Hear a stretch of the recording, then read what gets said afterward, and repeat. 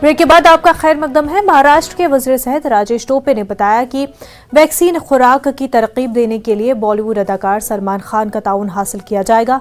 उन्होंने बताया कि मुस्लिम आबादी का गलबा रखने वाले इलाके के लोग वैक्सीन लेने में पसोपेश कर रहे हैं।